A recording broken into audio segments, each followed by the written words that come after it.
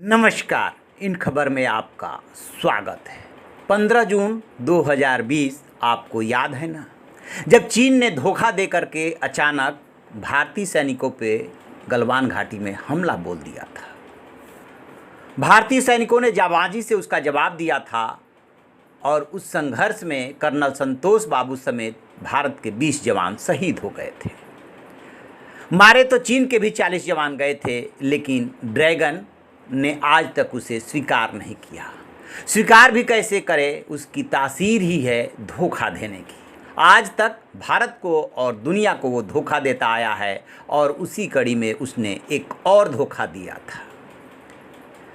खैर, 15 जून को इस शहादत के बाद पूरा देश उठ खड़ा हुआ था और हिसाब मांगने लगा था, सरकार से भी और चीन से भी, कि अब दो दो हाथ हो जाना चाहिए, बहुत झेल चुके चीन को।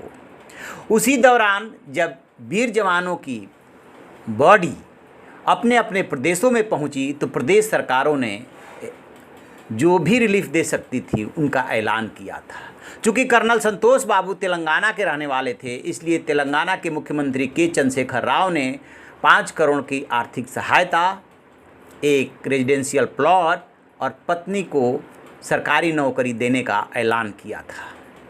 उन्होंने 5 करोड़ का चेक तो तत्काल सौंप दिया था, प्लॉट की भी कार्रवाई कर दी थी, लेकिन जो नियुक्ति पत्र है पत्नी के लिए वो आज लेकर के अपनी टीम के साथ पहुँचे। प्रगति भवन में पूरे परिवार के साथ मुलाकात की, डिप्टी कलेक्टर के रूप में नियुक्ति पत्र सौंपा और दोपहर का उनके साथ लंच किया।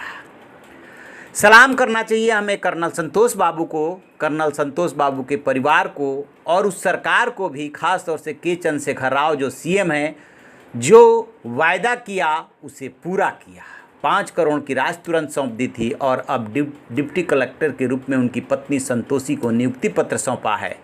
और सिर्फ इतना ही नहीं, इस बात का पूरा ध्यान रखा है कि चूँकि संतोषी इस मामले में चूँकि सीधे नियुक्ति हो रही है, उन्हें ब्यूरोक्रेसी कैसे काम करती है, सरकारी कामकाज कैसे होता है, इसका अनुभव नहीं है, लिहाजा उनको स्पेशल ट्रेनिंग दी जाएगी। मुख्यमंत्री ने अपनी सचिव स्मिता सभरवाल को विशेष रूप से जिम्मेदारी दी है कि जब तक कर्नल संतोष बाबू की पत्नी संतोषी की ट्रेनिंग पूरी नहीं हो जाती तब तक वो उनके साथ रहेंगी, उन्हें जितनी मदद कर सकती हैं मदद करेंगी।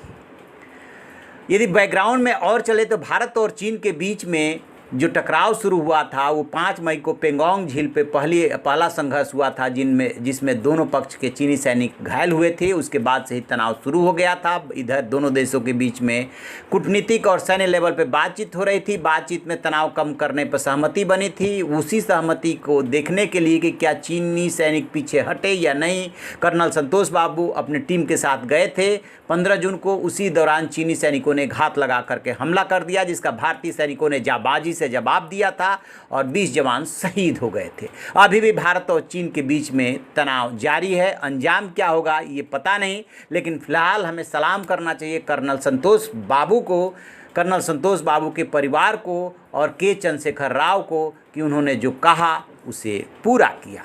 तो आप ऐसी खबरों के लिए देखते रहिए हमारा डिजिटल चैनल इन खबर। Thank you. इन खबर चैनल को सब्सक्राइब करें और बेल आइकन दबाना ना